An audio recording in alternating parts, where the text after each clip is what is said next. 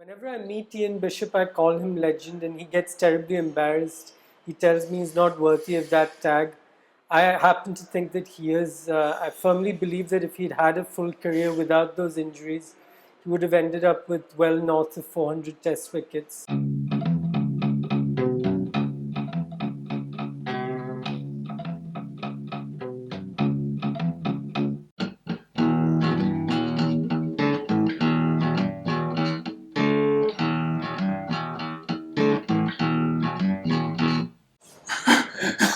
Surprises the hell out of me. I really, that surprises me, honestly. You sure you haven't mistaken me for somebody else? No, I'm not. I maybe look like Walsh or Ambrose or somebody. Do you agree with this, at least, that the big match and the match that decides the series should be taken into account more as a weightage when you are judging a player's career? Because after all, that is what is deciding the country's cricketing history. If you had not given in those three performances, and listen, they were not just performances against some, small sides. England, 1990, Australia, 1991-92, or 92-93, Yeah. and India, 97, and that's the closest India came to winning a Test series, till they won in 2007, in many, many years. I never really looked that deep into it, to be honest. Generally, we just looked at the totality of a series, and I suppose every match was as important a game. But now that you're saying about, I remember the India Test match at Kensington Oval. It was just important. So you never really reflect on it and think how defining a Test match it was, and who really performed in the game. But now I'm sort of introspecting a little bit, and I can see the point that you're making, but I still.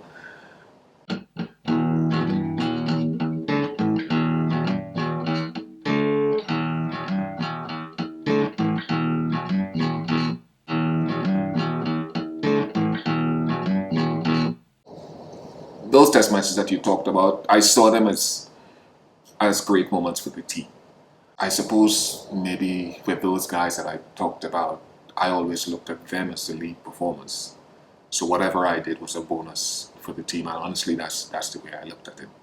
Maybe I fed off of what they did.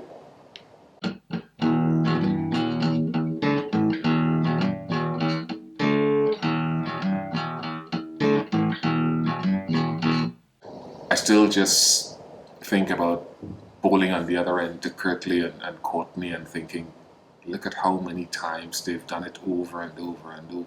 I played alongside those guys, three guys, Marshall, Walsh, and Ambrose, and they were just like up there. I mean, for longevity, for the admiration of the control, and for their big match temperament as well. I think I've gotten way too much as far as I'm concerned, because it's only 40-odd Test matches, and I should have done more.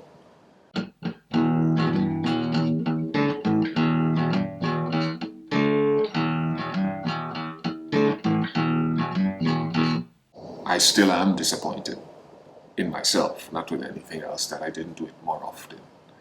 So it might take some time for me to assimilate that information, but there are certainly performances that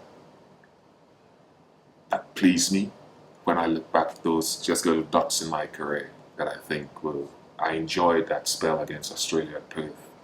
I also enjoyed seeing Kirtley take 7 for 1 or whatever he did. So, and I still look at it as coming on the back of what Kirtley did. And most of the time in my career, it's come on the back of somebody else. Look, it is what it is. I don't really look at it as any great achievement, to be honest. I didn't do it enough.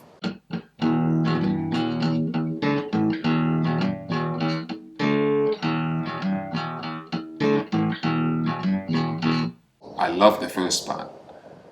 I could do exactly what I wanted to do all the time. The second part was a little bit more difficult, but more thought went into it. And the third part was just a build-up of all the knowledge over the years. And at times it was good. If I bowled 20 overs, 10 overs would be feeling good, and then last 10 would be a struggle. I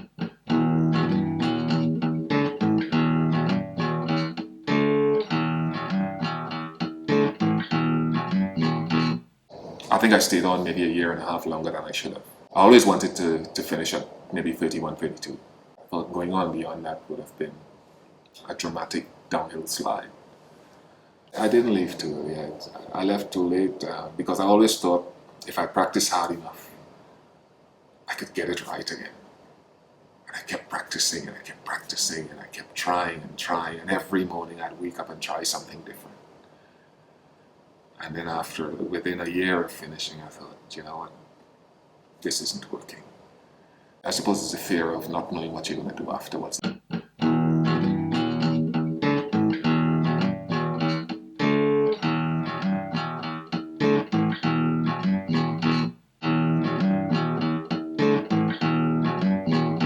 If you did this on Glenn McGrath or Darren Goff or Brett Lee or somebody, it would be easy for me to see it because I'm looking at it from the outside.